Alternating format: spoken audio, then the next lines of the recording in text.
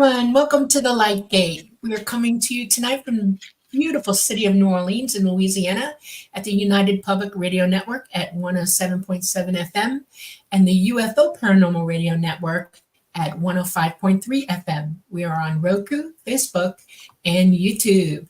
We are shooting around the world, and not everybody gets to see us. A lot of you are hearing us only.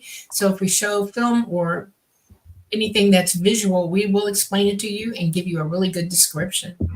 I'm so excited about this show this week. We have a wonderful author aboard with us with a very important case from Australia. I'm excited.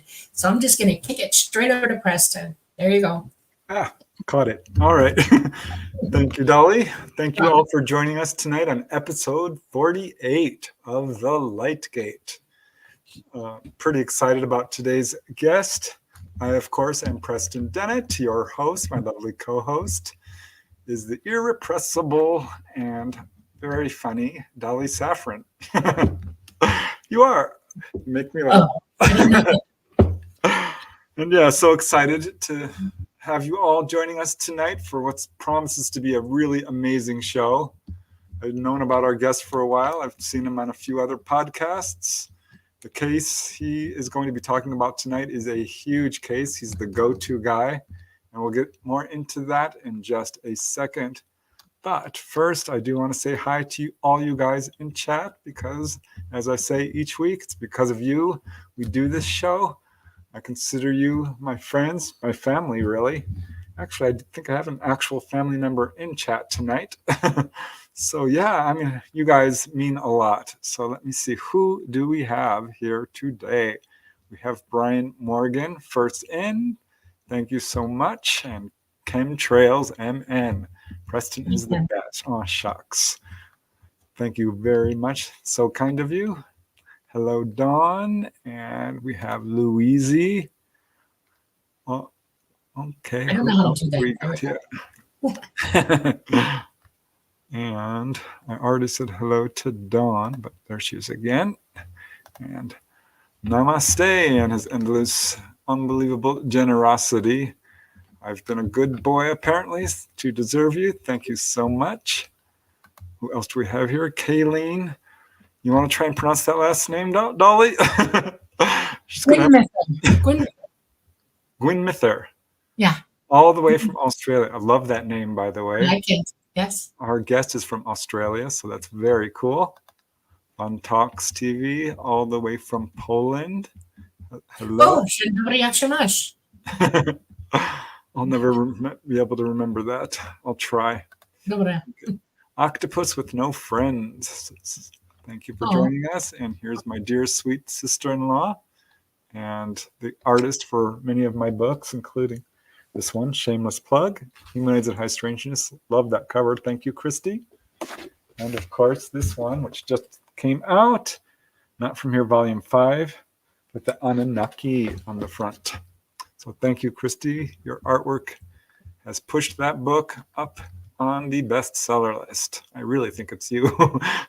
Okay, who else do we have here? Natasha Stone. Hello. And oh yeah, Kayleen remembers the Valentich case when it actually happened. That's awesome. Wow. Raul Melendez, so happy to be here. He says, excited about tonight's program. Yes, me too. And thanks so much for joining us. And thanks even more for your incredible generosity. You guys, it means a lot. This show does cost us a little bit to produce. And it helps a lot when we get these really wonderful donations. So thank you so much. All right. Who else do we got going on here? Christine. Oops, I mispronounced your name. Sorry. Chris. Team. Let me see it. Okay. And Dennis Whipple. Hello. And Finn and W. Decker and Phil Emery. Hi, Preston. I hope you are both well. Great to catch you live. Phil from the UK. Wow, awesome. Thanks for staying up. I know it's late there. I'm going to have to ask our guest what time it is in Australia because tomorrow morning or tomorrow afternoon. Right. Yeah. All right, who else do we got? Kason Lee and Chris and Jacques, and Octopus with No Friends. Let's see, Janice Connet, hello. And hello, Janice. James and Follow the Bear. Hey, Dolly, Kenny here. That's my godson. I love you. Oh, very cool. Hi, Kenny. Very cool. Christine says, you are such an awesome artist, Christine. Two Christines. Rick Schatz, hello.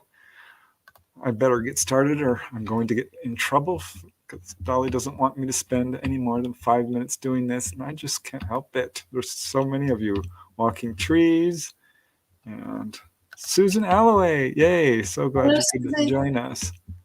Oh gosh, Rick, thank you. That's so unbelievably generous. Gosh, you guys, you just warm my heart. So thank you, thank you, thank you.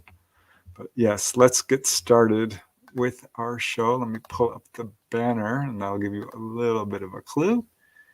And let me find the bio and introduce our guest. Here it is. Okay, tonight our guest is author and researcher George Simpson. So we're very happy to have him here on the Lightgate. George was born in Melbourne, Australia, and has had a lifelong interest in the subject of UFOs since seeing one together with his sisters in 1967. Ooh, I think I want to start there. He read the book UFOs, Where Do They Come From? By Richard Tambling in 1969 while in primary school. Wow, he got an early start on this subject. I'm a little jealous. He witnessed the initial part of the final flight of Frederick Valentich on October 21st, 1978 from his family home in Beaumaris. He became a member of VUFORS, the Victorian UFO Research Society, in 1987, just after the Knowles Case was reported in the news. For those of you who don't know, Faye Knowles and her 3 sons, I think it was, were driving down some remote highway through the deserts of Australia when a UFO came down and basically chased them down the highway and lifted up their car. Huge case. So yeah, he became a member of VUFORS in 1987 just after that case.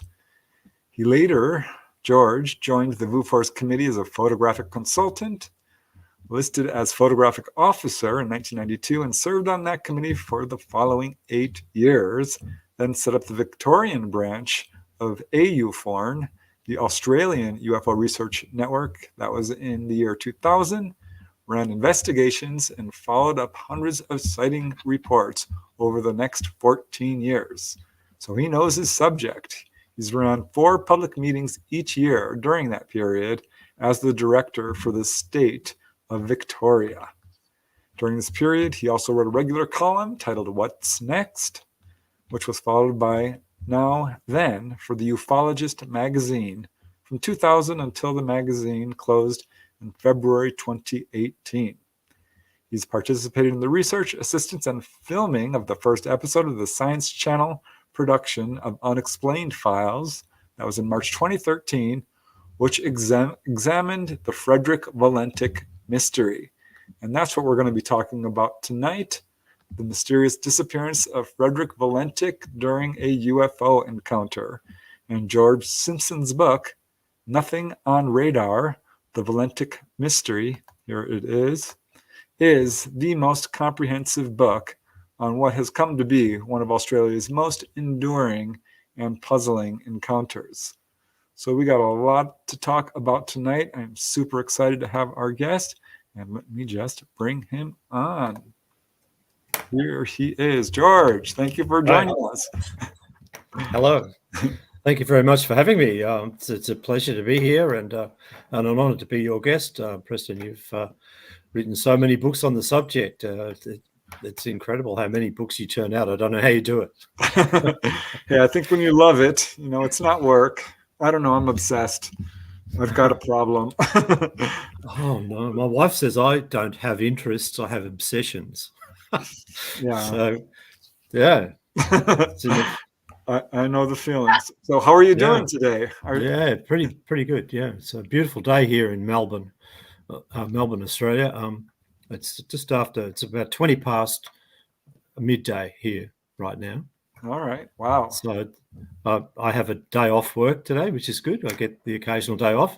It stops people from getting grumpy if they get a day off now and then. So I understand that. You mentioned the book, Richard Tambling's book, Flying Saucers. Where do they come from? Look, I still have a copy of it. Wow. Wow. I don't have that one. I've got a lot of them, but I don't have that one. Yeah, it's a pretty rare book, but it's still out there in the bookshops, I guess. Very cool. Yeah. I'm going to have to check it out. The first book I ever read, when I was in primary school. All right. Well, I'm excited to talk to you about the Valentich case and all the other research you've done in your own sighting. But like I mentioned before the show, I like to ask the guests how they got involved in this field, what they were like as little kids. Did they believe in this? How did it all roll out for you? What brought you from a kid to this path here, to this show, writing a book and all of your UFO research? It's a very interesting way to start, really, because, when I was in primary school and I was pretty young, there was a TV show on every week that everybody watched and talked about the next day. That was The Outer Limits.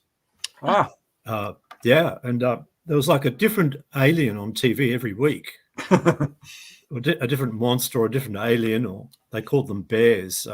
But the writers of the show said they had to have a bear in every episode, but it was an alien, some different type of alien. And they were very imaginative to my mind when I was a kid. But you look back at the shows now, they haven't aged well, a lot of the storylines and things in The Outer Limits. But all the kids collected the bubblegum cards. I've still got my set of 50 Outer Limits cards from wow. The 1960s. Probably worth something. I don't know. But then we were growing up through the space race. There was all of the Gemini project, all these on TV. You'd see the astronauts floating around with a big cable connecting them, and they're just floating around in space. The first spacewalk, I remember that very clearly. Wow. Then the Apollo missions came along, and of course they landed on the moon. I was in the 6th grade in primary school, and that was the year I read this book by Richard Tambling. And children don't naturally, you're not born with a scientific mind. You're not born to critically evaluate everything. You just accept what you see, what's going on. Right. And I was quite surprised years later when there was so much heated discussion about whether or not flying saucers were real. People were seeing UFOs and reporting them, and a lot of people were saying, "Oh, that they're just imagining it." And I thought, "What's going on here?" You mentioned that I was with my sisters who were just walking down the street, and we saw this very strange thing happen in front of us. And I can't say 100% what we saw was UFO, but it wasn't an aeroplane. We saw what looked like 2 stars in the sky that weren't there the night before, and they were sort of above our street, and they separated they were just parted like this. One went south and then stopped and just remained there. The other one that went north, I watched it till it disappeared. It went around over the horizon, and it was silent. Don't know what it was, but it certainly fits the description of some kind of UFO activity, I guess. Right. Well, what were you thinking when you saw it? Were you thinking UFO? I don't think so. No. There was so many UFO cases that ended up getting into the news over the years that they started to make more sense. Especially when you have people with good credibility reporting what they've seen, and saying they don't have an explanation for what they just saw. So anyway, reading the first book I ever read about it, we'd heard of flying saucers just from science fiction. And when I saw this title, this book, Flying Saucers, Where Do They Come From? I had to read it. It was in our school library, and reading this showed me that it was just one report after another, a whole collection of reports from all over Australia, from places I'd never heard of, in Australia where people saw these things. And there's a few photographs in here in the book, a few classic UFO photos and things. Daniel Fry, I think that's... Yes, that's right. Yep. But also, I don't think there's any really uniquely Australian ones in here as far as photos go. It's amazing that was in your primary school library. There were no UFO books in mine. Well, that's interesting, isn't it? Yeah, it just stood out. I had to read it, and it's the first book I ever really read, and it made an impact on me because it kind of tuned me in. Whenever there was a news report of a UFO or something, then I'd take notice, because they do happen all around the world. It's not just an American thing; it's all over the world, and we've had a lot of cases here over the years in Australia. This is a sketch of one that was over near a suburb in Sydney. Oh wow! It's like a ball with a series of balls around it. That's unusual. A place called Wollstonecraft, which I hadn't even heard of. It's somewhere in Sydney. But yeah, a lot of very interesting cases in that, and it just ignited my interest, and it just went on from there. So whenever UFO cases came in the news, excuse me, I just took notice. I couldn't not take notice, and I wasn't trying to discredit them all. Like some people just dismiss everything they hear about. Especially people that are scientifically trained, they want evidence. They want hard evidence. Most of them wouldn't believe that there was an alien spacecraft unless it landed on their head. Exactly. I remember the first time I ever heard of UFOs was the TV series In Search Of with Leonard Nimoy, I think. Yeah. And I dismissed it. I didn't believe it, not for a second. Yeah. And every now and then I'd hear it, but really it wasn't until I was 21 years old when I heard a report on the news. It made me scratch my head because my brother, it turned out, had seen a UFO. You got a little bit of a head start on me in terms of it hit me hard. I was not happy. But so I think probably it's easier if you grow up with it and know that there's something to this, because I had no idea. I could not believe it. There was a cover up and all these cases. Right. So you started just paying attention to it, and how did it become something that you started to really get serious with? It doesn't happen all at once. One of my two sisters, who was with me when we had that strange sighting, told me years later that she'd had a sighting when she was a younger kid in primary school, the same school I went to, but before I started there even, she had this sighting, and it was a very clear description of what she saw. Excuse me, I can't clear my throat.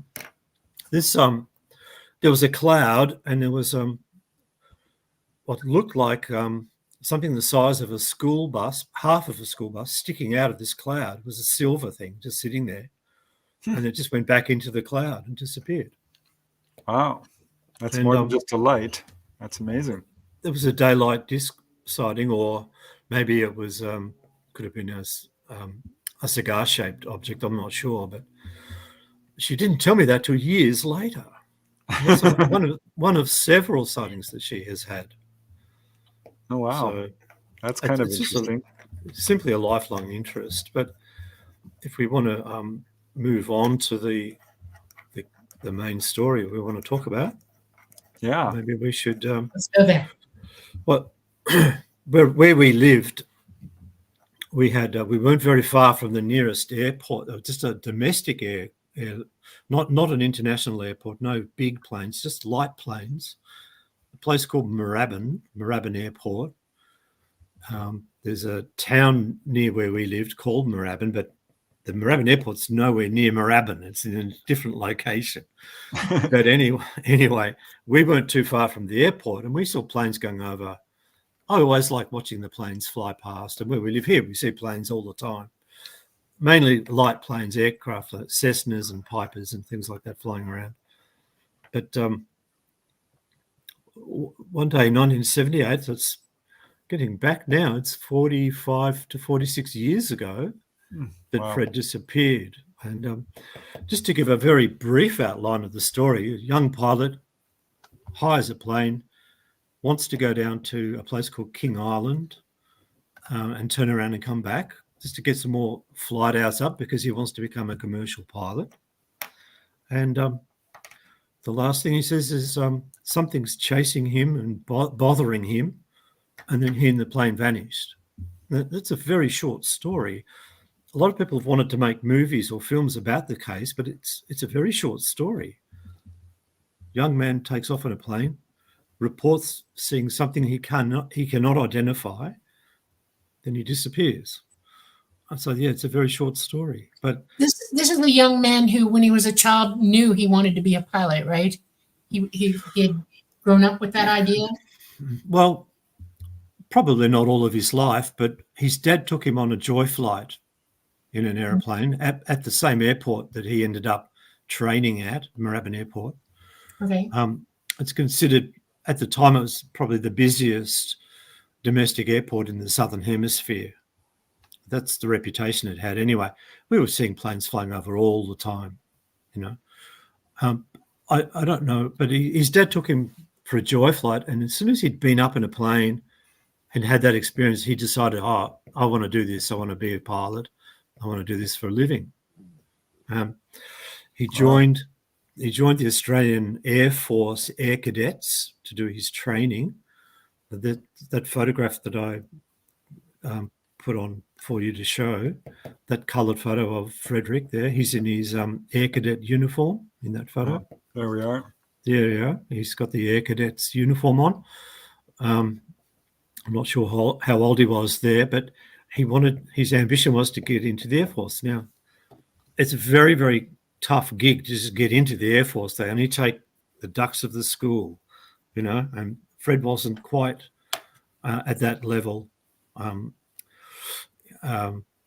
Academically, he wasn't quite at the level to get into he didn't quite get through the exams to join the Air Force. So he switched tactic and decided, well, I'll just become a pilot. I'll be a commercial pilot. I'll still be flying. He might not be flying around in fighter jets, but, you know, he wasn't a Top Gun guy, but he was very good at flying the plane. He used to take his girlfriend up and he used to perform acrobatics with her on board. And Wow. it used to frighten her. He had very good command over the controls of the plane, for sure. He was a very confident pilot. A lot of people these days try to blame him for what happened, like he somehow made this happen. Some people even say something which I just can't get my head around. They say, look, he had an interest in UFOs, and so it's funny how there's a UFO connection to this case where he disappeared, as if he sort of made it happen. You know, you can go outside and look for UFOs, you won't see anything necessarily. Right. So he did have an interest in UFOs prior? Yeah. Well, if you're going to be flying up in the air, you've got to have a good understanding of what you may encounter while you're in the air. I'd say that's common sense. Sure. Yeah. One of the trainers at the base that he was learning to fly at is at a place called Sale in Victoria, in southern Victoria. There's an Air Force base down there, and he one of his friends down there said that he was common sense on two legs. No. So no. You know, That's a nice compliment. He had common sense, but he just wasn't quite bright enough, I suppose, or clever enough to get into the Air Force. It's very hard to get in. I don't think I'd be able to get into the Air Force, even with an extra, 46 years of life experience behind me. I still wouldn't be able to get in, But anyway, he was studying. He's sitting for his exams to become a commercial pilot. And one of the things you do is you've got to generate more air hours. You've got to fly around and you've got to get more experience to get your qualifications. And this flight was just a routine flight. No, actually, it wasn't a cargo. A lot of the documentaries have said he was on a routine cargo flight. Well, he wasn't a commercial pilot and it wasn't a cargo flight. And there was nothing routine about it, according to other people who I know who are involved in aviation. one of the last things you do is fly over the sea in a single engine plane alone. Right. Now, So a lot of people here's say the airport, the Moorabbin Airport. I just oh, pulled that up. That's a good aerial view of it. Yeah, there's all these buildings in the foreground. None of those were there back in 1978. They've all been built up in the recent 20, 25 years or so. That was all an area where planes could be parked or where you could do an emergency landing if you had to. Where I lived at the time was just over on the top, where all those houses are, the top right-hand side of that photo is roughly where we lived. So that's an area. That's an area called Beaumaris. That's where it was, Beaumaris, and Fred went straight over where I was. When that happened, it was 1978. I was still at home with my parents. I hadn't moved out of home yet. And a friend was coming over, and I just went out to just wait for this friend of mine to come along. And she was running a bit late, and I saw the plane go by. Now, there was nothing unusual about seeing a Cessna fly past. It just went from the left to the right and was heading directly toward the setting sun from where I was, which is where Cape Otway is, which is, he would have gone straight down over the Great Ocean Road, past all the surf beaches and right down to a place called Cape Otway, where he would then turn to head down south to King Island. So I just saw him going past and there was nothing unusual. However, something did happen when I was watching the plane. Now, I do write about this in the book and I just pass it off as, look, it was just a thought that entered my mind. But where this thought came from, I have no idea. Was it my subconscious or did I receive a message from the other side? I don't know, but I clearly got this instruction: keep your eyes on that plane, or don't take your eyes off that plane. That happened to me, and I thought, gee, that's odd. Where did that come from? But I watched the plane until it disappeared. It travelled until it disappeared behind the trees because it was going a lot further than I was on the ground level, and it just, things disappear over the horizon. The plane just continued on its way directly on a straight line across the bay from where I was, Port Phillip Bay. And so the next day, there were news reports that I heard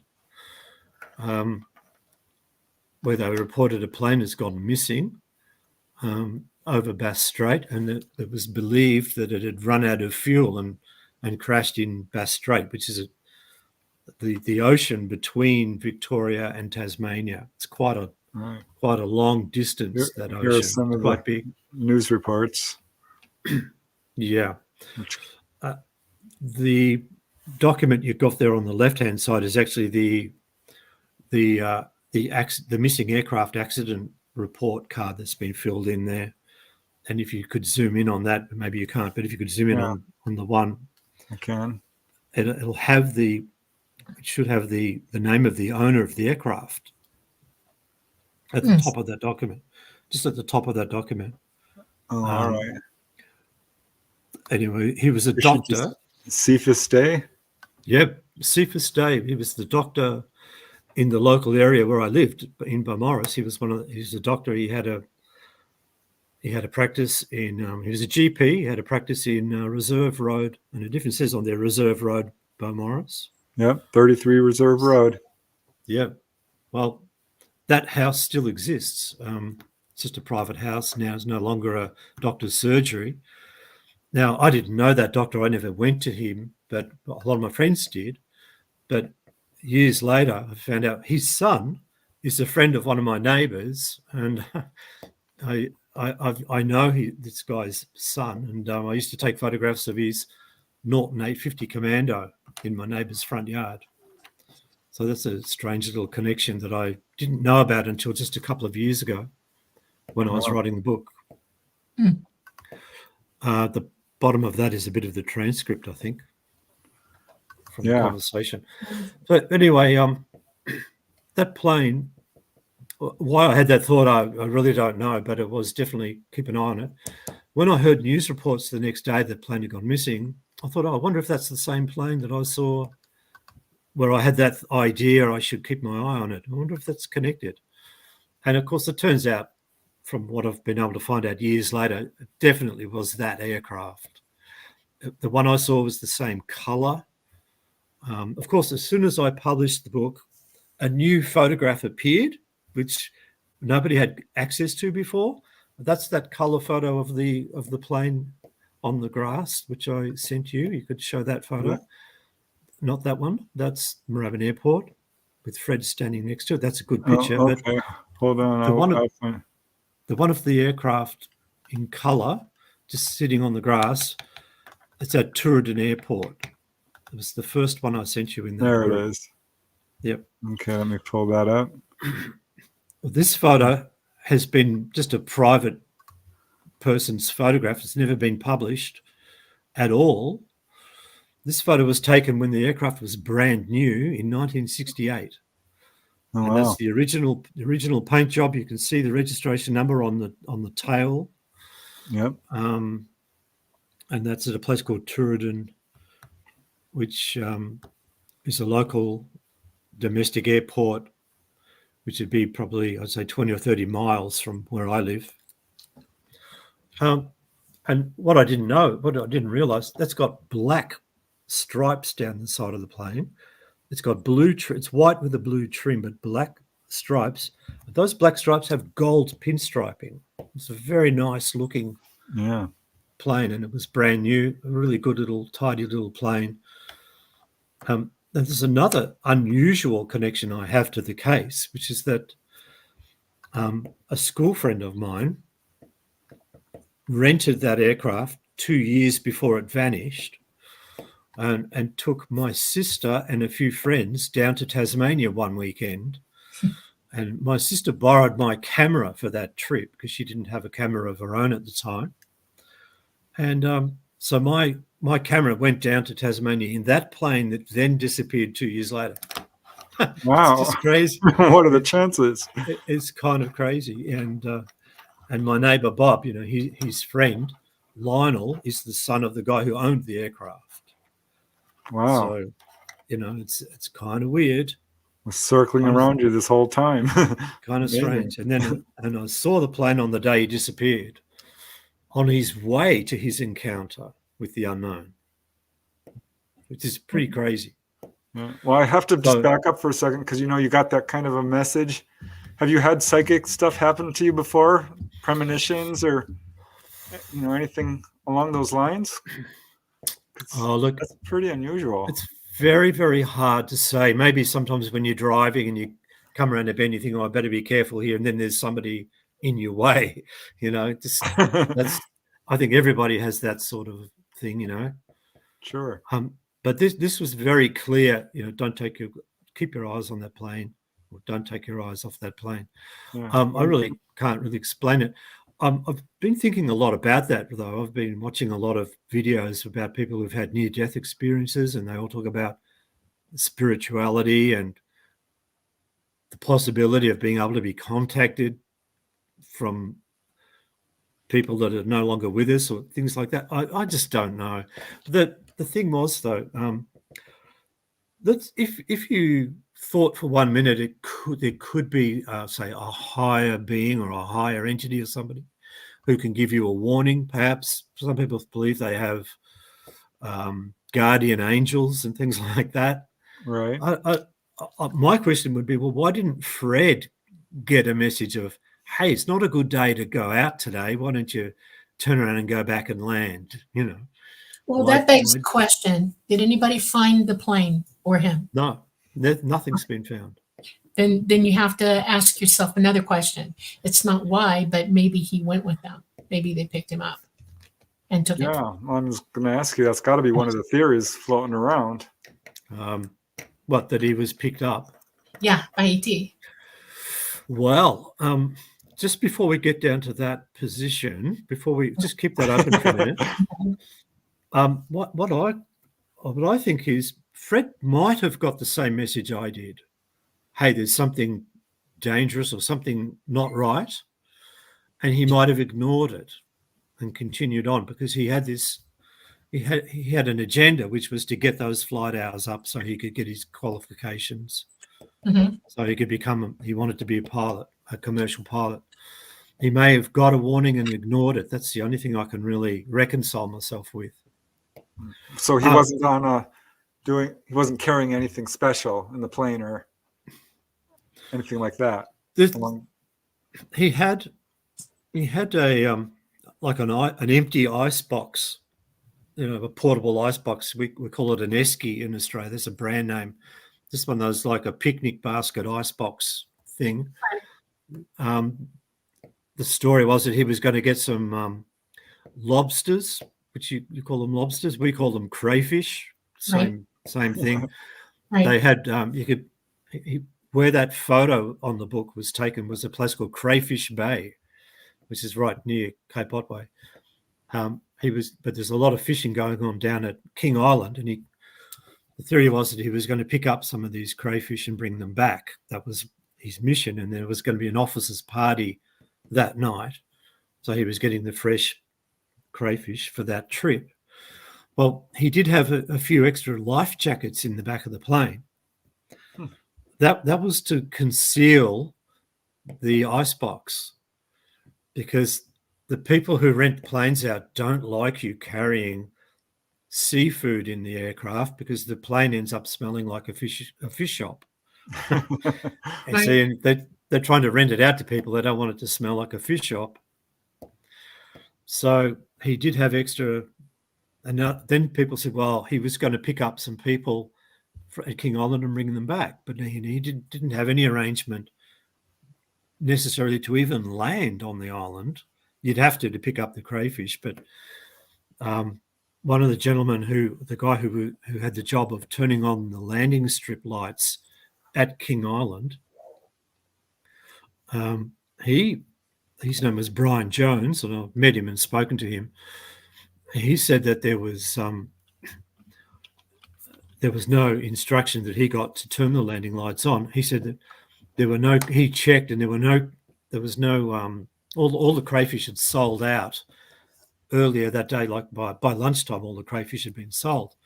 And Fred was going down there in the evening, so he couldn't have been collecting crayfish because they'd been sold out that day.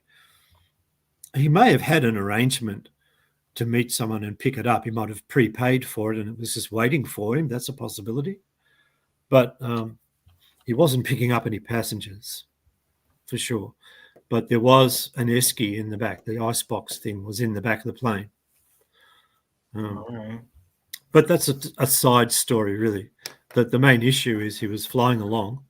Was it dark and messy? Was it dark? Yes. When he was flying? Well, when I saw him go past, he was up in the sunshine. I was in the shade of all the trees. The sun was very low, and he was in the sunshine. But he took about 3/4 of an hour to get from where I saw him to Cape Otway. It's about a 3/4 of an hour flight.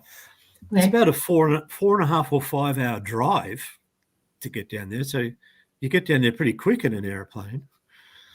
But he got down to Cape Otway right on 7 p.m. Now, we're pretty low in Victoria. We're geographically pretty low degrees wise, from the equator. We're pretty low down, about 32 degrees south. And so by October, you have a very long twilight period because of our southern location. You get a long twilight before it gets dark. If you live in Sydney, the opposite happens. It's daytime, the sun goes down, bang, it's dark almost straight away. It's ridiculous. I've noticed that whenever I've gone to Sydney and stayed there. One minute it's daytime, next minute, bang, it's black, it's dark. That doesn't happen down here.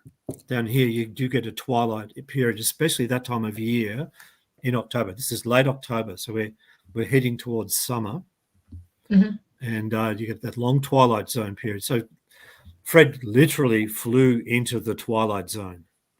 He definitely did. I have a question. I'm thinking about something. I'm curious. Pathway, by the way. So yeah, people are wondering. It's pathway. One of the things I'm curious about is I grew up in the Everglades in Miami, and I have people in my family who were pilots, and I was crazy for flying. And I also had shortwave radio, and I knew what frequencies to go to listen to the flights going over my head. And I just turned the thing on in the daytime and just listened to it while I was walking around. And we had a very bad crash of an aircraft in the Glades. We felt it when it happened, and I immediately went to the emergency channel to listen to the chatter about what was going on, and we realized what was going on. Was there people like that where you were, like, who would listen to radio transmissions? Did anybody else beside the tower hear him at all? There was a lot of people in the room where the air traffic advisor was speaking to him, who were listening to the conversation as it was happening. One of which contacted the radar operator on the same airport and tried to get radar information. And the reply that came back was that they couldn't see anything on radar in that area. And that's why I titled the book "Nothing on Radar," because they checked at the time while the conversation was happening, and there was nothing coming back on radar. So he actually said there's a couple of. Did they ask him for position? When you call an emergency, they want to know where you are. Did they ask him what's your position? Well, when they called the radar guy, they said, "We've got this guy down at Cape Otway." So they located where he was. Right. They said, "Is that because he reached Cape Otway and he reported, DSJ Melbourne, I'm at Cape Otway, now proceeding to King Island." So they knew exactly where he was at 7 p.m. 6 minutes later, he called in and said, "Is there any aircraft below 5,000? And they said, no aircraft. And he said, "Well, I have, seems to be a large aircraft below 5,000. And so then they asked him to describe it. So they knew where he was, but they didn't have any radar returns. The radar operator said, "I've got a couple of returns from a bit further north than that, but nothing that I would say was an aircraft." So there was nothing coming back on radar from where he was. By the time he was asking about do you have any aircraft flying around where I am, was his question, they reported, "No, there's no aircraft in your vicinity. There's nothing there." And then he started to describe it. So by that time, he was about a third of the way to King Island from the mainland. It's about a half-hour flight from Cape Otway to King Island. That's about a half an hour stretch. And he was about a third of the way when he began talking to them. The conversation went for about 7.5 minutes, and then it was abruptly finished. And I believe at that point there was an aircraft collision. I think the two collided. And that would explain why the plane didn't actually hit the ground, or didn't hit the sea at all, I don't believe. But that's based on a report that came in from a farmer in another district who claimed to see a large 90 feet diameter, 30 yard diameter, 90-foot diameter object hovering above him the next day. That's in part 2, the second part of my book. Most of the people that cover this case never get to part 2. They don't even look at part 2, which is quite intriguing, which we can talk about later on. But he tried to describe this thing flying around him. He very clearly tried to describe, he said it looked like 4 bright landing lights. And he asked several times if there was any military aircraft in the area, because this thing was acting like a fighter jet, going very fast, coming and going very quickly, and he couldn't understand. It was so fast he couldn't get a good look at it. He said, I cannot affirm it gets such speed. So it was going so quickly he couldn't even describe what he was seeing. Yeah, a Cessna, you got a wing over your cockpit, so it's hard to, unless they're right in front of you and you've got the windows that you can look out of, you can't look straight up in a Cessna at all. And so if it came over him, he couldn't follow it at all. No. He actually began at that point to what they call orbit. He started orbiting, just going around in a large circle, so that he wasn't going to go off track where he was headed to, but he wasn't going to change his location generally, but he could look around for a while and see what's going on here. Wow. At one point he said, it seems to be playing some sort of a game. So this thing was coming in. Yeah. This clearly wasn't a accidental thing. If it's circling around him and he's circling around it. I think it ended up becoming an accidental collision at the end. But before that, this thing was coming and going. At one point he said, it's just vanished. And then Steve Roby says, he also said, it's just passed over me at least 1,000 feet above. And he was at 4,500. So then he said it's vanished. And then later he said, it's now, when he was asked to confirm that it was vanished, he said, it's now approaching from a certain direction. So he had to work out his direction because he'd been going around in a circle for a little while. Wow. And he had to get his bearings from his compass and work out where he was so he could answer the question. Right. Where is it coming from? But it disappeared and it came back. This thing was darting around very, very quickly. And I would call that conventional aircraft of any kind, you know? Well, one thing he says, I'll just go to his the transcript, which is in the back of my book, by the way. There's one part that really shows that he had trouble describing the thing, and he says that he asks again, is there any Air Force aircraft in the area? Here's a picture of him next to the plane, right? Yep, that's at Moorabbin Airport. Now, he said, Delta Sierra Juliet Melbourne, it seems like it's chasing me. What I'm doing right now is orbiting, and the thing is just orbiting on top of me also. It's got a green light and sort of metallic-like. It's all shiny on the outside. Wow. And then he says it's just vanished. And then Melbourne asks him what kind of aircraft is it. He says, he asks Melbourne, would you know what kind of aircraft I've got? Is there certain military aircraft? So he's trying to work out what it is, and he just has no idea what it is. Then they say, can you confirm it vanished? He says, say again. And then they say, is the aircraft still with you? And he says, that's approaching from the southwest. So he's got his bearings back. But then he says, my engine is rough idling. I've got it set at 2324, and the thing is coughing. Uh-oh. Now, that's kind of an engine trouble warning coming through. And Steve gets straight onto that. Steve Roby, the air traffic advisor. He's a fully qualified air traffic controller. In this case, he was only an advisor because Fred was flying in an uncontrolled airspace. That's just how it goes. He could only advise him. So Steve asked him, well, what are your intentions? Because he's reporting his engine's coughing.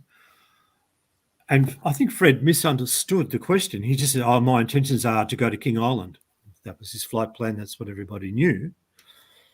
But then Fred says, Melbourne, that strange aircraft is hovering on top of me again. It is hovering, and it's not an aircraft. Wow. And so then Steve answers, Delta Sierra Juliet. And then Fred tries to give him another message and gets interrupted mid-sentence. He says, Delta Sierra Juliet Melbourne. And then this funny noise starts. And that noise has been published. You might have heard it. That strange metallic sound started right there. How long did it interrupted? That goes for about 17 seconds. Yeah. And then stops. And what's interesting about that, there's so much hidden information in there that he must have had his hand on the microphone for that sound to even get transmitted. That's right. And he stopped talking. I believe that at that point when that noise started, I think the aircraft has become somehow connected to the side of this flying object, and the prop is still going at 2300 RPM, or what was it, 2,300 RPM, and it's cutting into the side of the thing, going chop, chop, chop, chop into the side of this object that is now sort of attached or stuck to. And all that's based on this farmer's report from the next day that he saw this thing hovering over his farm and there was an airplane stuck to the outside of it, and it flew away with the airplane still attached, and he could read the registration number on the wing of the plane. Yeah, this is from the next day. This is the chapter in the book called Laurie. It's about this guy called Laurie Ryder who was interviewed, who recounted the story of this farmer. I've done a lot of research to try to find out who the farmer was because the name wasn't mentioned on this interview tape, and I was able to make a bit of headway after a long time. But that gets even weirder. But that's beyond the scope of our discussion, I think, really. But the thing is, Fred, there's no evidence that any aircraft ever hit the water. There was no wreckage ever washed up of Fred's plane. And the last thing he said was that strange object is hovering above me. It's not an aircraft. And the plane vanished. So it's a great mystery. How many Air Force bases are near that area? Military bases?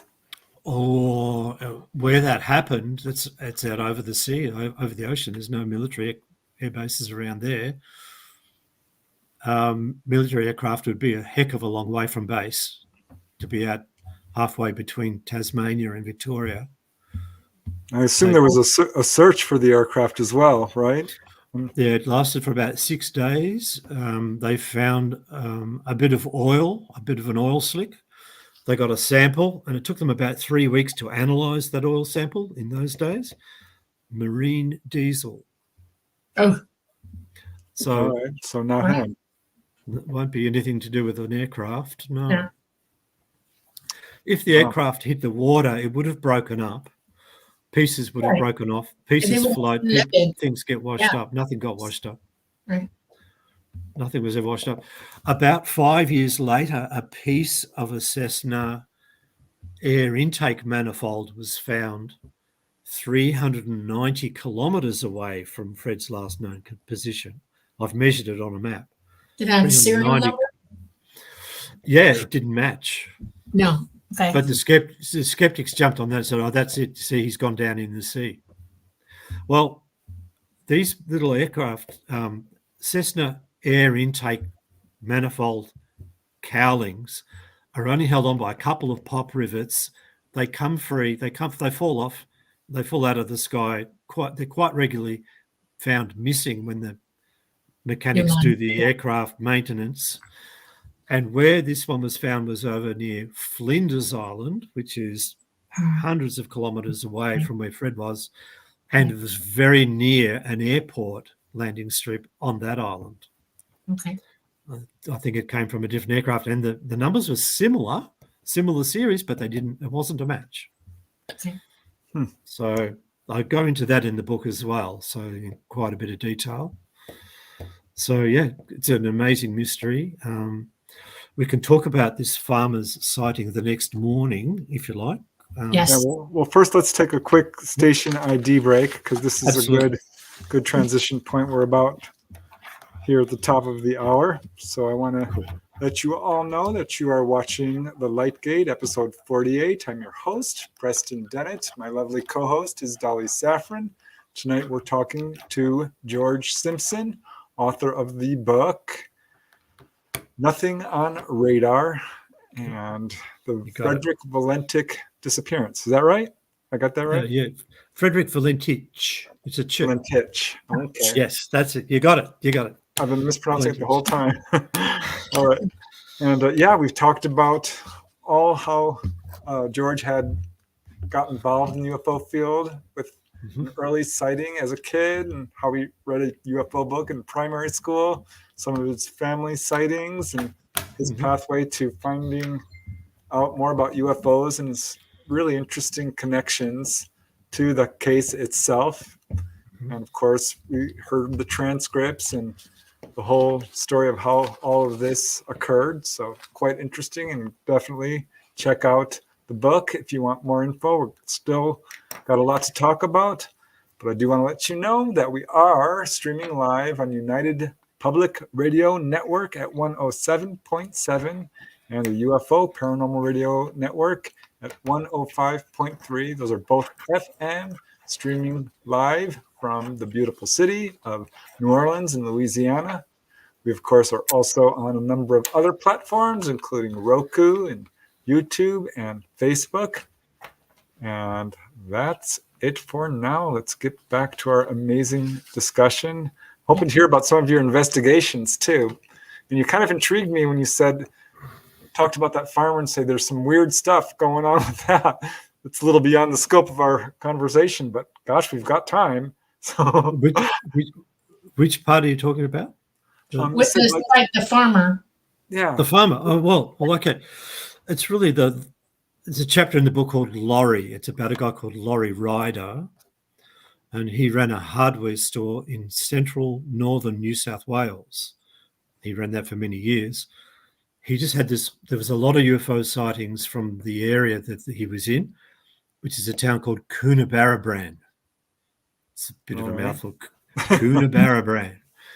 Now, this area, they had a lot of UFO sightings.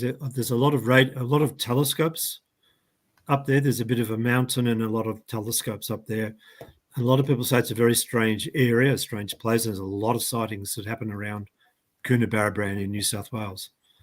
Now, a good friend of mine, Bill Chalker, went there to investigate and speak to all of these witnesses about UFOs. And most of them said, you've got to go talk to Laurie. You've got to go talk to Laurie. And Laurie ran the local hardware store. Now, Laurie loved these UFO stories that people would say. He'd always ask his customers, have you ever seen anything unusual or strange? And if it was a UFO story, he'd write it down. He would document it in a journal. So he was keeping all these UFO reports in journals. Now, unfortunately, when he died, his children took all the journals and burned them. Oh, no. Everything was lost. But Bill Chalker visited him. He was still around, and Bill went to his place and did a tape recording and recorded him and asked him about all these sightings that had happened. And Laurie said on the recording, now I've got a copy of the entire audio recording, where Laurie basically says, look, there was a real mixed bag of these UFO cases over the years. He's got a lot of them. He said, but by far the most interesting one of the lot was a farmer who came into my shop one day. He said he got off this little ag bike.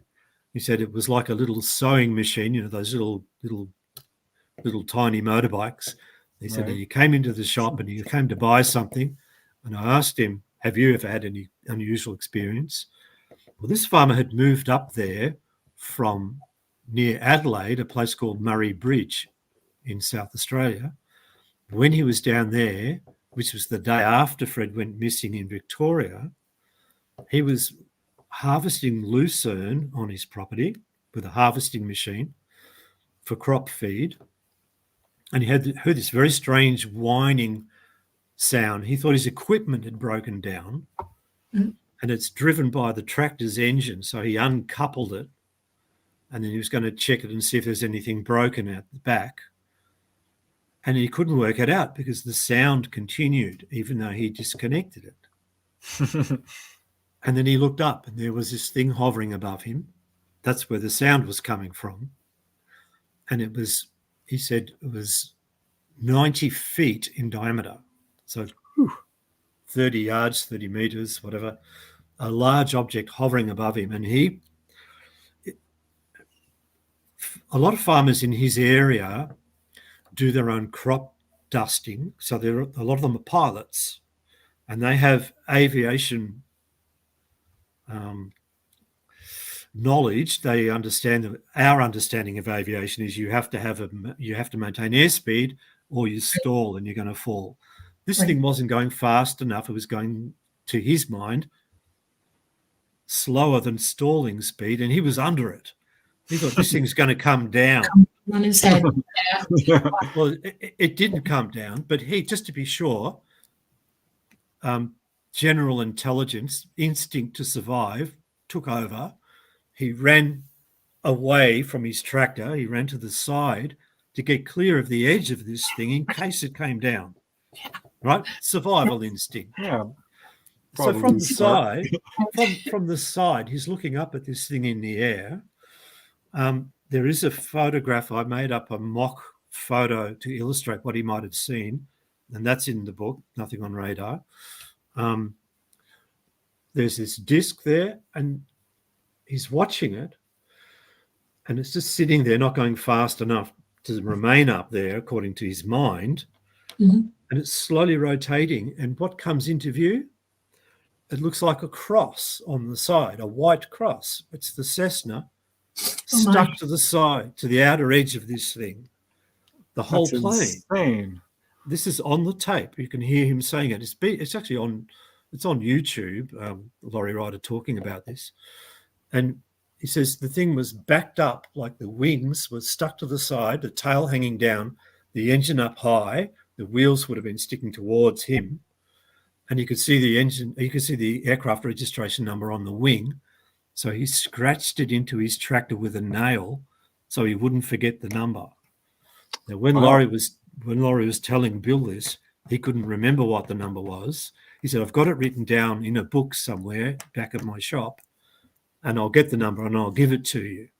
It's the same number. It's VHDSJ, Delta Sierra Juliet. The plane that went missing the evening before. This is the next morning, but this is not in Victoria. This is in South Australia. How far away is that? It's about an 8-hour drive. It's 500 miles, 800 kilometres, 500 miles. And it's the next morning. Now, I've got a report from another person who was just a kid living in Adelaide at the time, who got woken up one morning, and his dad could only tell me it was October 1978. These kids were only like 5 or 6 years old. The two brothers got woken up in the middle of the night by this strange noise. And they looked out their window, and there was this object that was so big, it was over their house roof, but over the roof of the house across the road as well, this big circular thing. Yeah. Wow. And it had lights on it, and it's in the same time frame, and it was a funny noise. Now, it could be the same one, we don't know, but they didn't see any airplanes stuck on the outside. It was nighttime. But the farmer saw the plane and scratched the number into his tractor. I want to find the tractor with that registration number scratched into it. That would be really interesting to know. And then there was a big drought in the area, and the farmer found it hard to make a living, and he moved to New South Wales. They have a better rainfall in New South Wales. And that's when he told, that's where the story came from, the guy in the hardware store who recounted the message to Bill Chalker. So it's a bit of a long bow to draw, but it's a very interesting story. It would account for nothing being found in the sea, nothing getting washed up, if it flew away, stuck to the side of a flying saucer, a big one. Then they were going to drop it off, and he saw them, and they decided not to, because they try to do that when nobody else is around. They'll leave it. The story gets really weird, I'm telling you. Yeah. But anyway, the farmer said that it travelled over to an area where there were some military manoeuvres happening that day, that weekend. There's a military base, an army base, not far from. It's actually it's in the Murray Bridge area. Now, I've got a UFO researcher friend you might have heard of, another fellow, his name's John Ockertell, and he has army connections. I asked him to look into this, and he confirmed there was an army exercise at Murray Bridge on that date, the day after Fred went missing. So Laurie was telling us the truth, or the farmer told him the truth, and Laurie just recalled the truth. And it's on the record, it's on the tape, and anyone can hear the tape. He says, it disappeared over to where the military manoeuvres were. It's hard to hear what he says with his accent, but and he talks pretty quickly, but it went over to the army base. And I've been past that army base. Now, there were guys out there running around shooting at each other, practicing, doing exercises or target practice or something. They may have seen something fly over. but there's never been any reports come out of there. Nobody's ever reported this from there. But the young kids that saw this thing in Modbury Heights in Adelaide, who got woken up by this funny noise, the farmer was alerted by the funny noise, this strange noise, because I think that the prop had damaged that flying disc somehow, and it was making a funny noise as a result. Wow. I have 3 questions, okay? My brain's working hard. You saw the plane on the side of that craft, and the nose was the prop on the nose, and did you notice if it had any damage to it anywhere, like impact damage? To what, the plane? Yes. Well, you couldn't tell because it was backed up on the side of this thing, you see. It was just, all you could see probably wasn't damaged. He did say that there was oil running down the side of the aircraft. See, the propellers have a pitch control, which is hydraulic. And if the propeller's been chopping into the side of this metallic thing, it could have very well damaged the prop. And there would be oil going everywhere. And that's at the top. So the oil would have been running down. The farmer said there was oil. He also said the farmer said he couldn't see any ropes or any chains or anything. He couldn't work out why it was stuck there. It could be that there was a big field magnet of some kind. If it was a gravitational propulsion craft, the engine, the engine's the only part of a Cessna that's actually of ferrous material. Right. That could be attracted by a magnet. The rest of the plane wouldn't be because it's all aluminium. Yeah. Well, now you're making me think this is human-built craft, not ET, because ET would have repelled his plane. It never would have crashed into it. They have a field around them that would have repelled it immediately. He would have crashed into the ocean, or he would have hit the ground if he had come in contact with a ET craft. And if he'd hit a military one that's back engineered, so to speak. Well, that's interesting. It's interesting that you say that, because you guys would have heard of a guy called Gordon Liddy, wouldn't you? G. Gordon Liddy. Gordon Liddy. You'd know who he was, that he was involved in the Watergate. He was one of the guys who broke in to Watergate and all that. He came out to Australia in the early 1980s and went on a TV program. I know I talk about this in the book, but I didn't say who he was because he was still alive at the time when I published.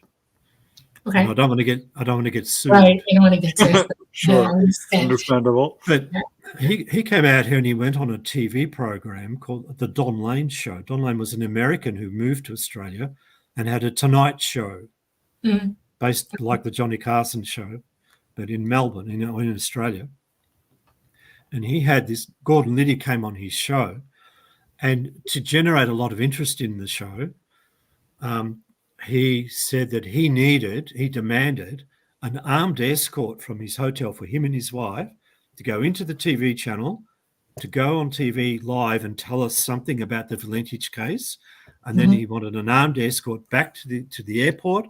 He was getting on a plane and leaving the country because he feared for his life, because what he was going to tell us was so interesting and so important, and we had a right to know about it. That means that convinces me even more. Yeah. I'm in suspense. Yeah. Right. Now, when he went on TV, he said that what happened to Frederick had nothing to do with aliens or a UFO. Right. He said it came from Pine Gap, which is an American base in central northern Australia, Northern Territory. Right. We've got a question about that in chat, which I'll pop up later. Yeah. He said we Americans, we have these drones that look like flying saucers. They're a circular craft. We have big ones and little ones. They're electrogravitic by nature. We can take them anywhere and do surveillance anytime we like, anywhere, and we probably won't even be detected. If anyone reports us, they're not going to believe the reports because nobody believes in flying saucers. So these things have impunity. They can go anywhere.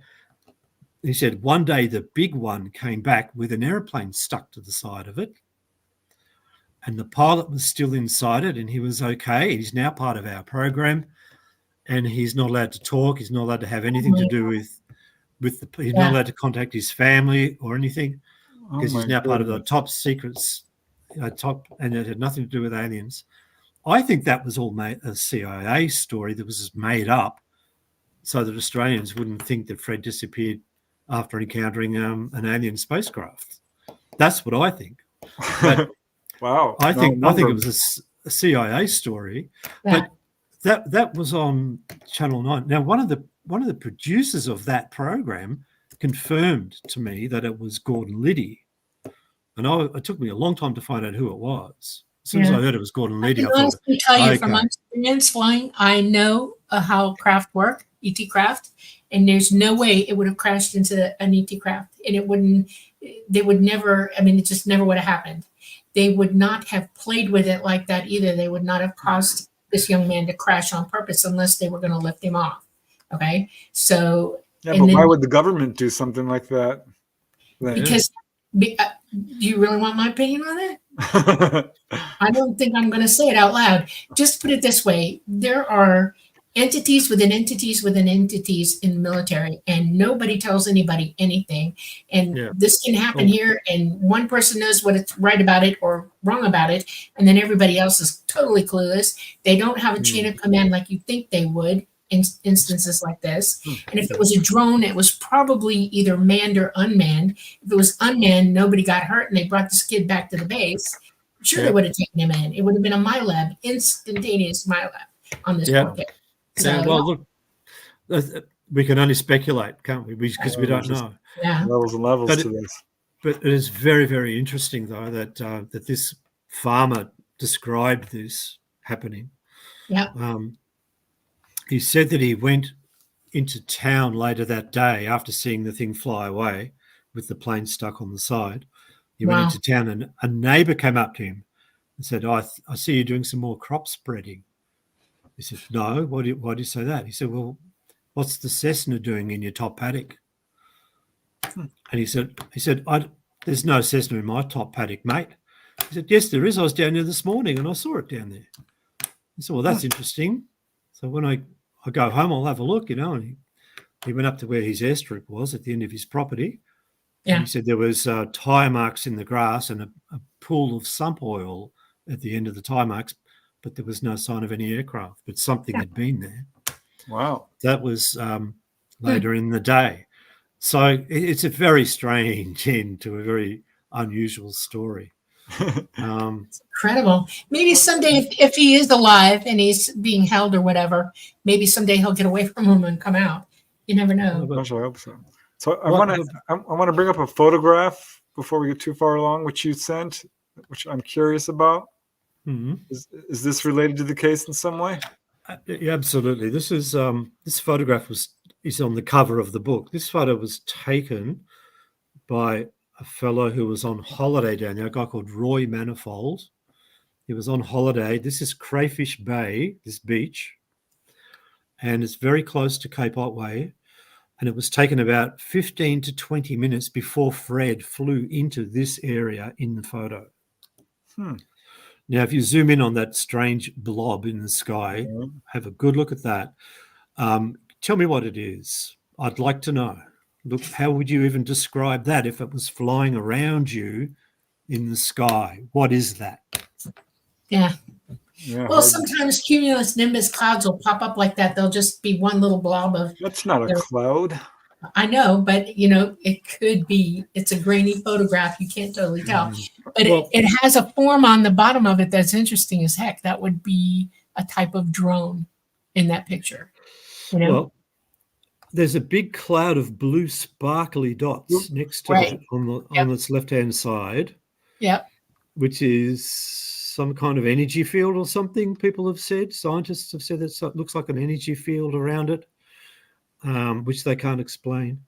One part of the transcript we didn't get to, where Fred described this thing, I'll just get to this part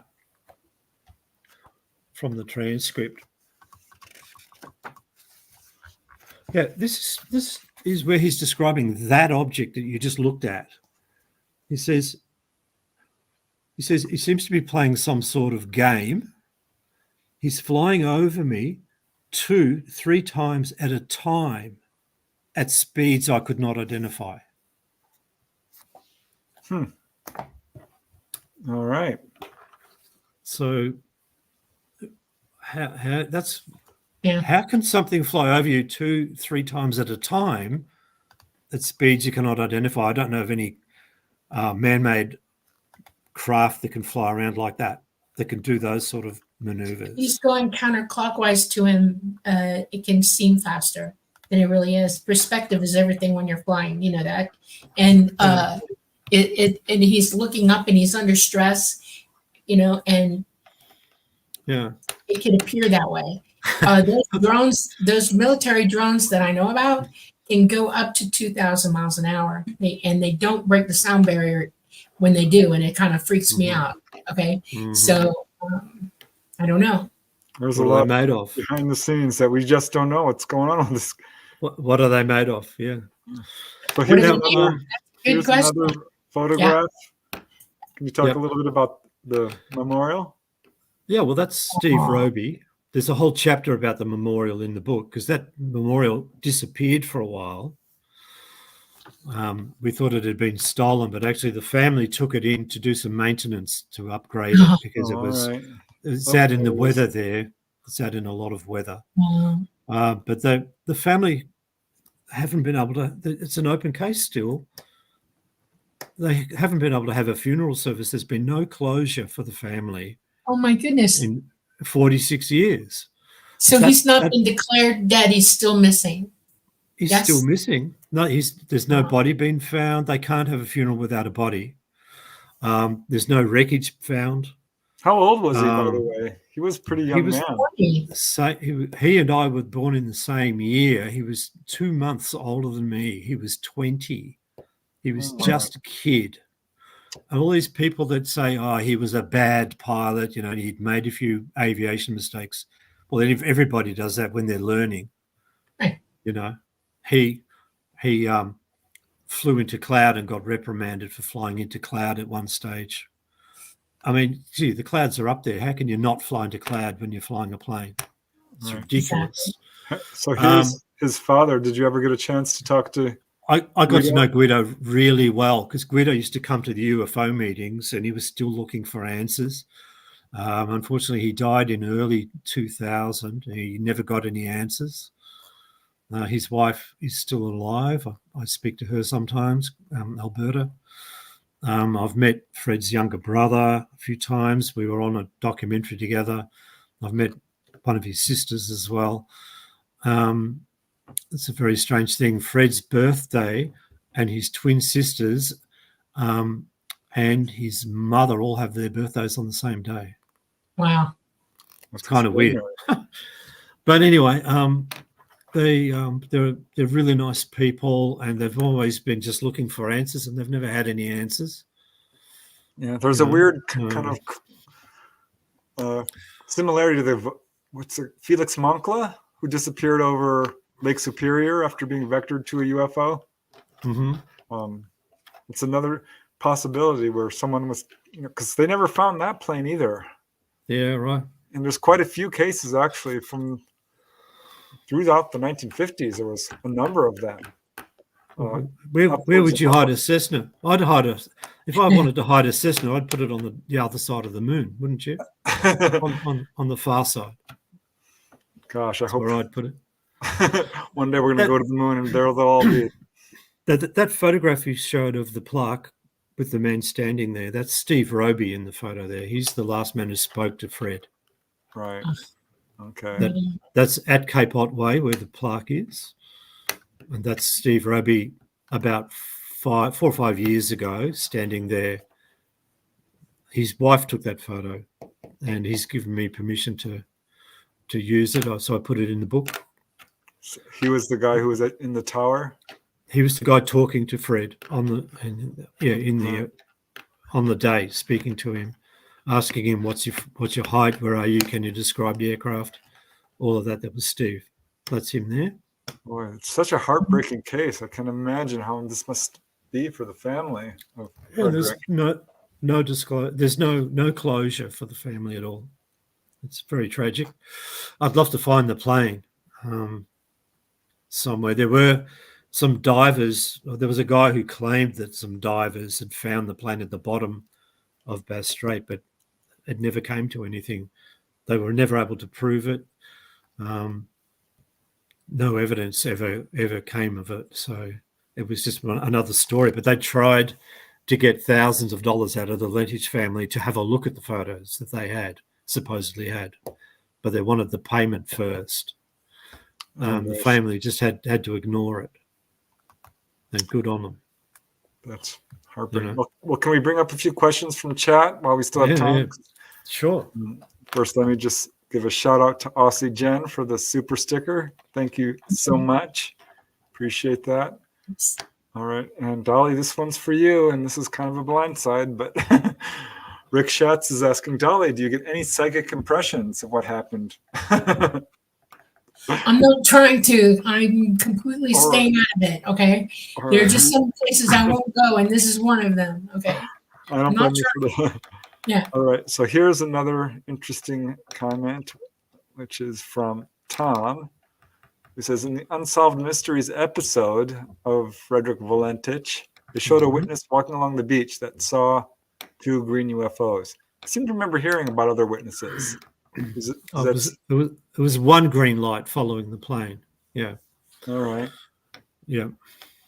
So I suppose you've heard of that then. Yeah, that was just as the plane was heading towards Cape Otway before he turned. He hadn't reported seeing anything yet at that point. So they saw the plane go past and something was following it with a green light.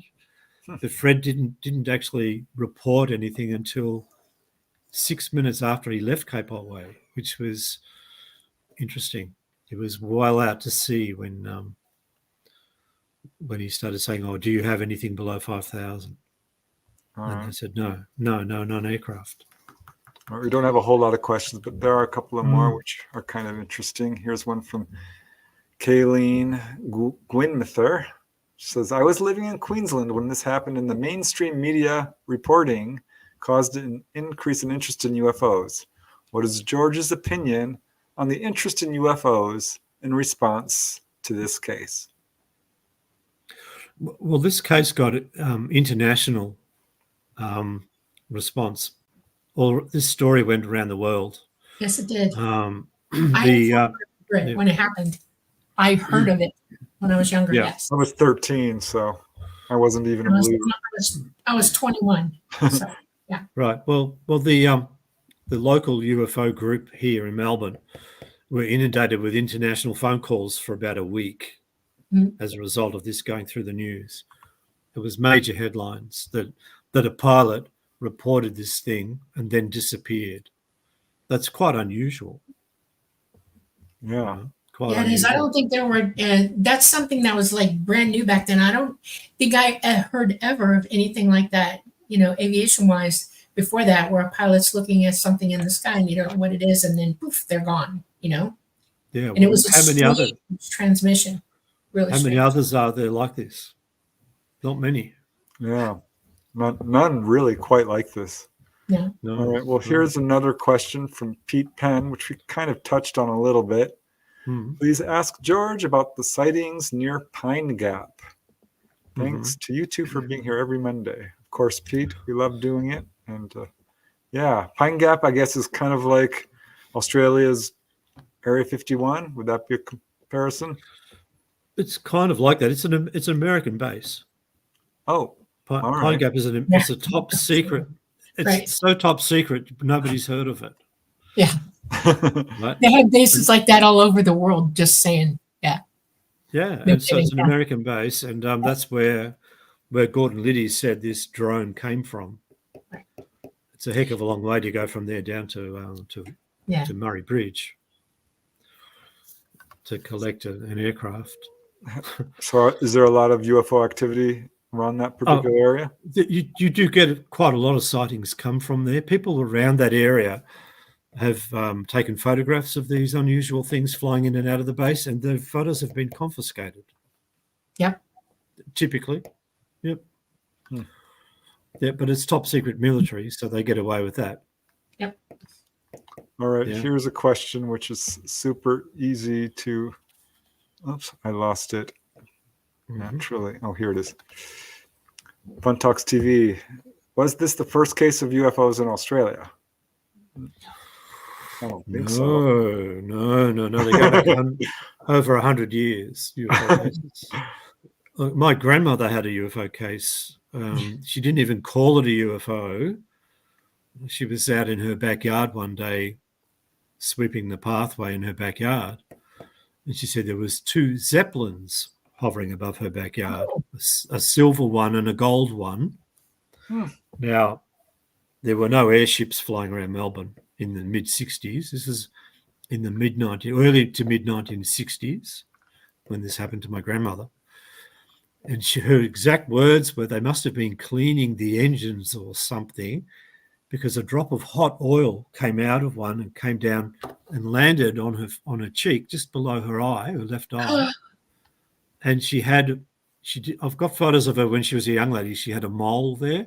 She said this hot oil landed on the mole, and for the rest of her life there was no mole there. The mole got burned off by this hot oil.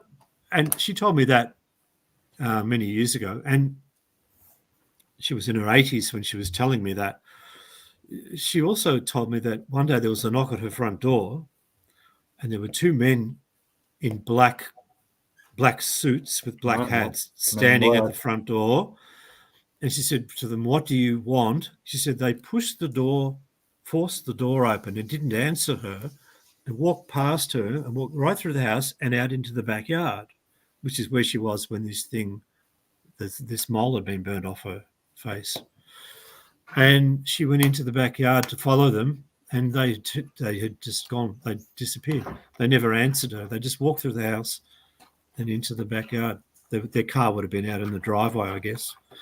So they went out to look for something in the backyard, and then they left. That's insane. Wow. And that's my grandmother. I've got to believe her. There's a lot of back engineering going on for a long time, and almost every major country was involved in it and has been. France, everybody, England, Australia, some places in South America. And America has those bases everywhere. And people don't realize how much involved our country is with all of this worldwide. And it's just now starting to be understood that Americans have, what's the word? Choreographed a lot of the activity. And Australia, as a matter of fact, is one of those places where they were doing a lot of test flying. I know that. And y'all got to see all kinds of stuff. Yeah. Yeah, it could be. Yeah, I'm in communication with a guy from Australia. I'm hoping to talk to him shortly, who had a really incredible encounter. He says the government has not been helpful at all with this subject, which, of course. Yeah. It's a crazy big universe, The guy who runs SETI, I've forgotten his name offhand. Stephen Greer? No. The guy who runs SETI. The other SETI. Yeah. Okay. The official one. Anyway, he was on TV here saying that we used to think that there was like 1 in 5 of our stars throughout the universe have a planetary system. And then he said, now we think it's 1 in 3. And that was years ago. It's probably, I think by now they've considered that every star in the solar system has planets. Something. Yes, right? Absolutely. And there's so many possibilities of there being life just like planets like ours, and why wouldn't they come here, Exactly. All right, I got a couple of more questions, and one is kind of a tangent. It's kind of off topic, but we always say any questions okay. So I will pull it up. It's from Sharon, and she's asking, has any experiencer, including yourselves, ever verified the Ivan 013 videos, aka Skinny Bob? I've looked at them. I'm skeptic. I think the Skinny Bob is probably just, I don't know, CGI. How could we tell if it's real or not? But as far as I know, I don't know anyone who's been able to verify that it's real. The Skinny Bob videos? It's consistent with what people report. People who've had these abduction experiences report these skinny guys. I knew a lady who unfortunately died just a couple of years ago after COVID, but she died of cancer just a couple of years ago. Lovely lady, and she was an experiencer for many years. Used to go to the groups that I used to go to. she said that the main one, there was like a group of these guys who'd come and take her away and bring her back again.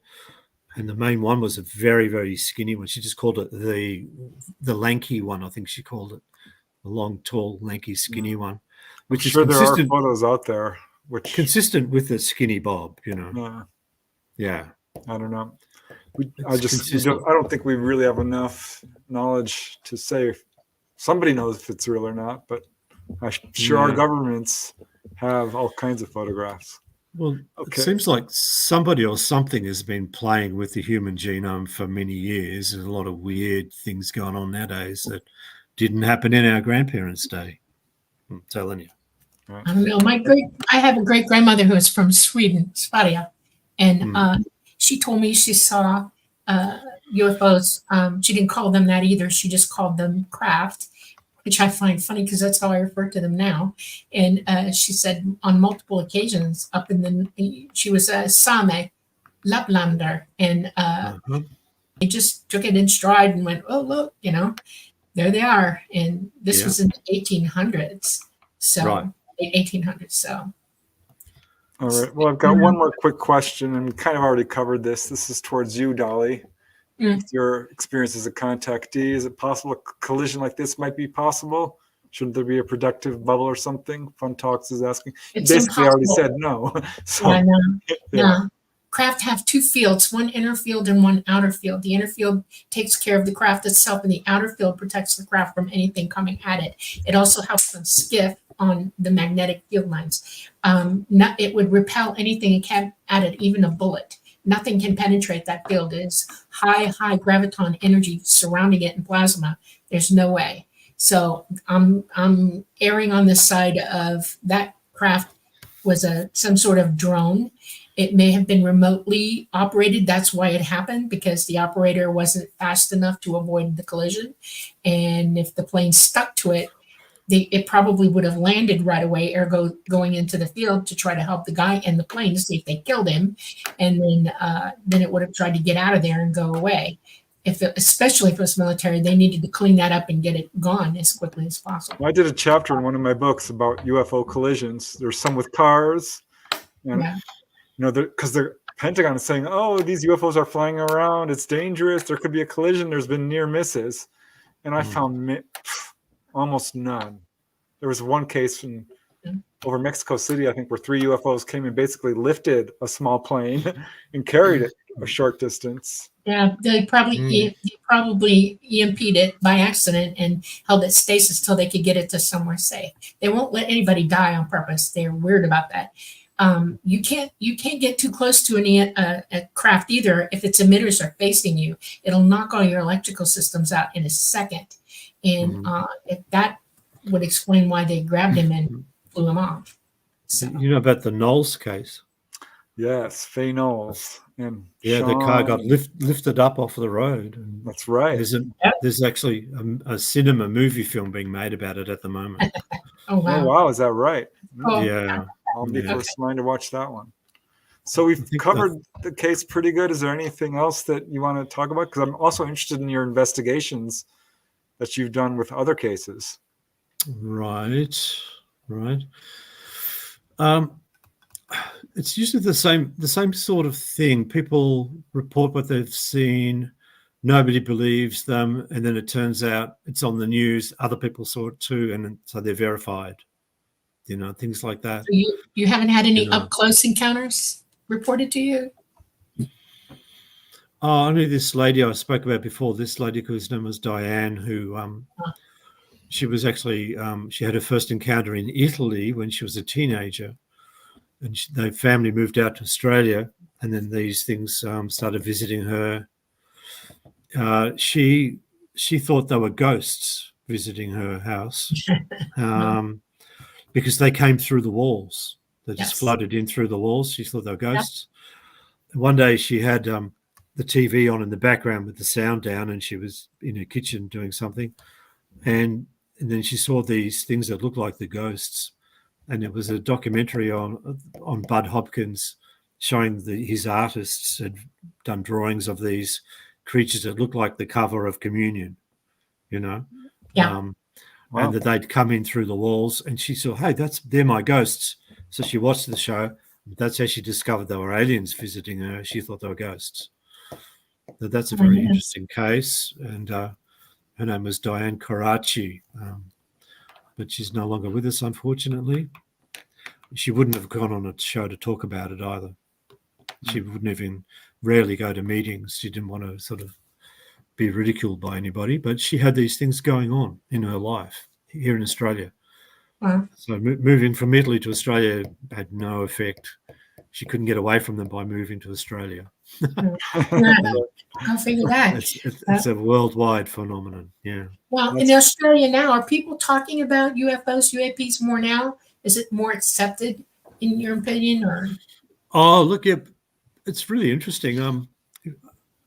The public have changed their view. They're not as skeptical as they used to be because of the 2017 admission from the US Navy that they actually have a clandestine study group of UAP, although they're trying to backpedal right now. They did admit that they study UFOs and take them seriously because they're flying around up there and they're encountering them.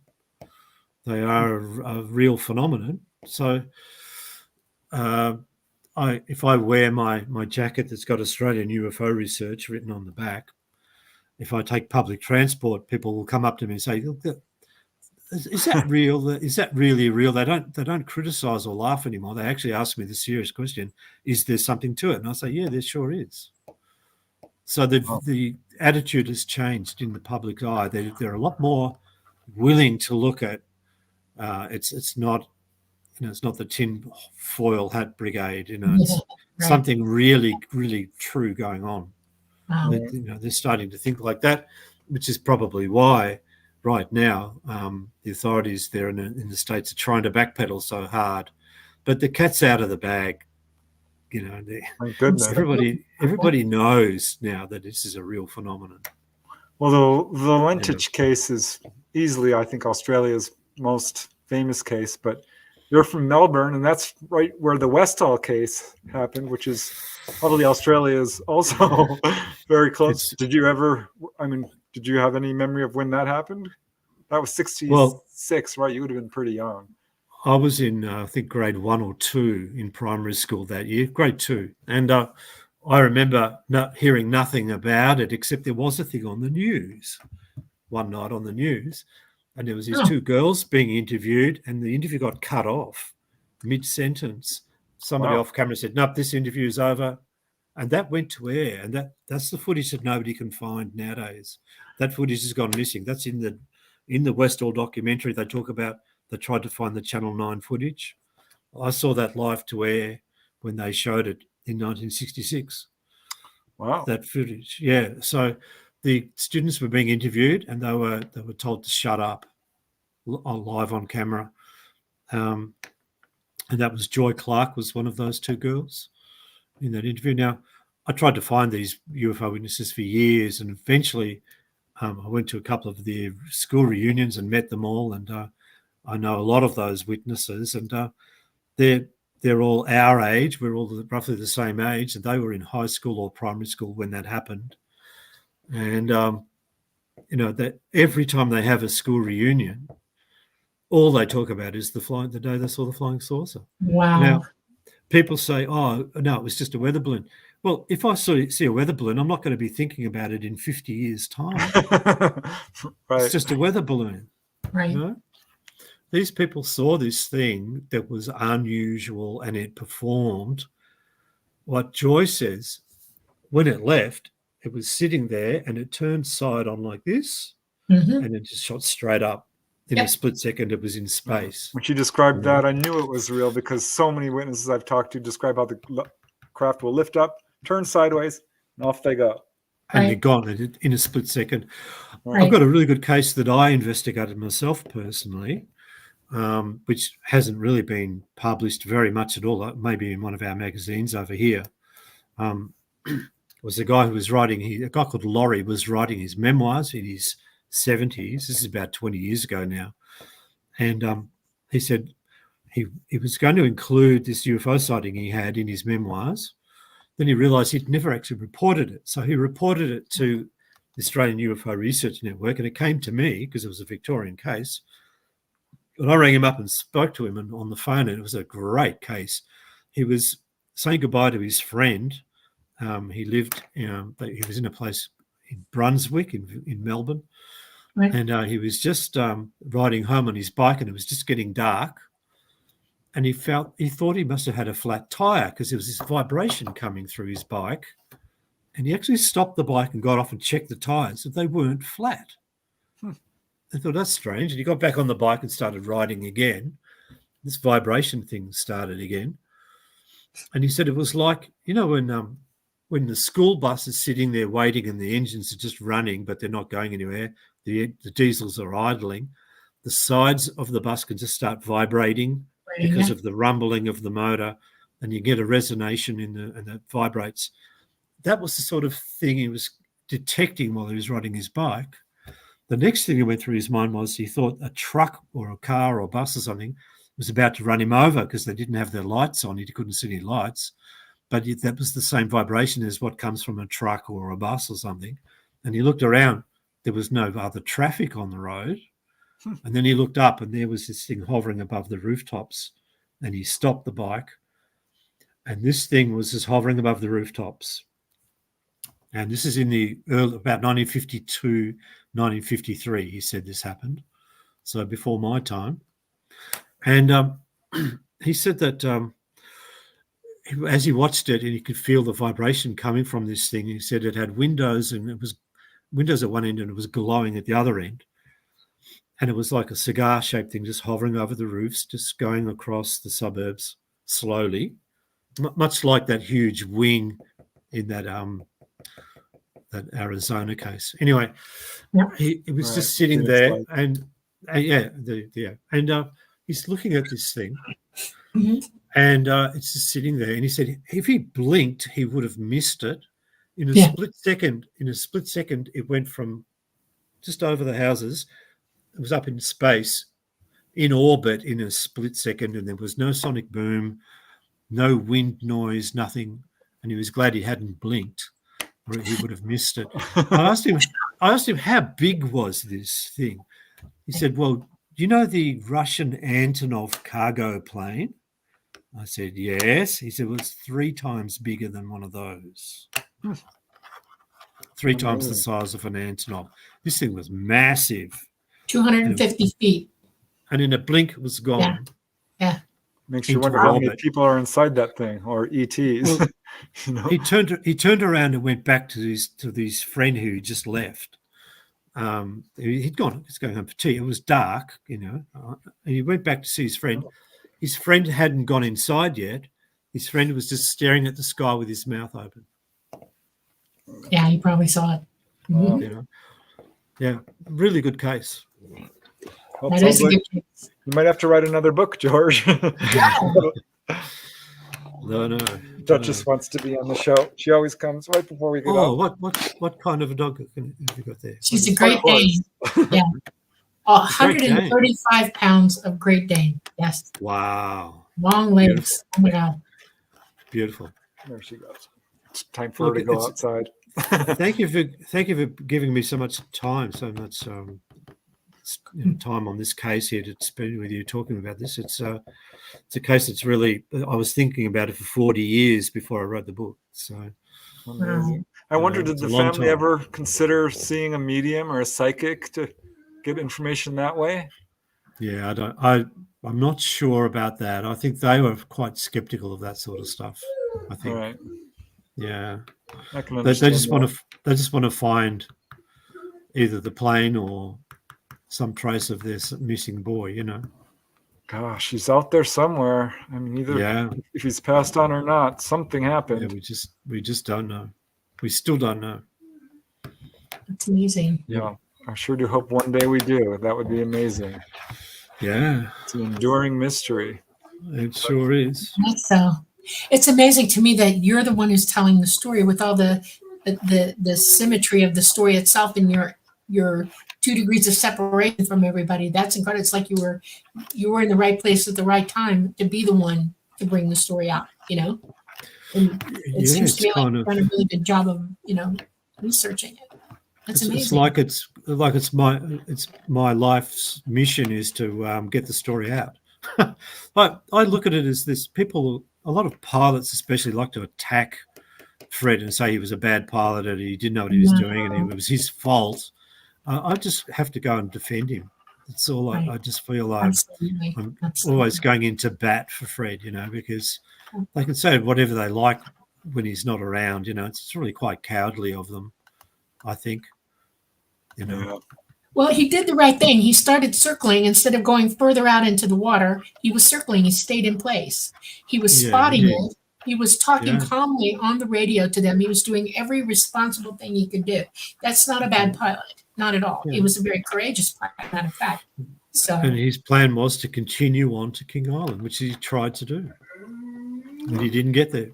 Well, I have to encourage everyone to check out the book because it's getting great ratings, reviews on Amazon, which is pretty unusual because a lot of books don't get such good reviews, but definitely the readers are loving the book. So that's great. That's definitely check it out. These are all library in your library. Yeah, it's awesome. Like a reference. That's awesome. Because it's an important case. Things that I didn't know. I've only heard little bits of information from this story. I remember when it happened. I remember registering it in my brain and thinking, wow, this is really interesting. But I didn't hear any more than a pilot disappeared with the plane, blah, blah, blah. Yeah. That's it. So no, it's a very interesting case. Do you guys know about reverse speech? I do. I'm not sure I'm a believer in it, but I've certainly heard of it. Well, I went to a barbecue once and somebody wanted to try out a reverse speech tape recorder and they handed me the mic and said, here, say something. And I spoke into the mic and I just said, look, I just went to a UFO conference, had a great time. I told them about cases in Victoria and they hadn't heard of them and had a really good time. As I was saying that, another thought went through my mind, but I didn't say it. A thought went through my mind, which was, I thought I would be nervous because I was giving these talks here to strangers interstate. And they played the tape backwards and it was a lot of gobbledygook. And then everybody who was at the barbecue heard me saying on the tape when it was played backwards, I thought I would be nervous. Yeah. Right. And I was... You transmitted it to magnetic tape. You actually put it there. It was on a tape. Now, I was shocked because I knew I had just had that thought, but I didn't speak it. I was saying something else at the time, but when they played the tape backwards, it came out as I thought I would be nervous. Which way it went on. So that's very, very cool. Yeah. To me, that was a demonstration that this stuff works. Now, yes, it does. This Valentich, this tape where the farmer is talking about this craft, and he talks about the farmer coming into his shop, but he doesn't say the guy's name.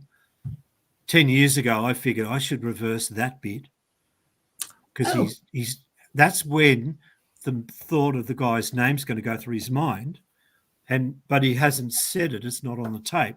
So I reversed that part of the tape and a name popped straight up. Right? A clear name popped up. Now, the son of the guy who was in the recording, who's telling the story, is no longer alive, but I'm in contact with his son. And just middle of last year, I contacted his son and I said, look, it sounds like your dad said, when I played a bit of the tape back, it sounded like your dad said the name Ian Bryson. He said, he was a farmer. He was a friend of my dad's. Our kids played together and I even bought a car off him. I think he's the guy you're looking for. So I got the name confirmed. Yeah. I only got the name by reversing this tape, and I've got confirmation of the farmer's name. Right. And is very weird. That's not in the book because I've had to write an extra chapter, which I now have to add to the book, which goes into this reverse tape. Right. Well, we're running out of time. We've got a couple of minutes. If you want to give out any information, we've got your Facebook link in the show notes if anyone wants to reach out to you. Yeah, sure. right. I'm happy to talk to people and discuss the case, or anyone who's read the book. Yeah, I'm happy to answer any questions they might have if they've read the book. Yeah, no Very problems. cool. It's all open.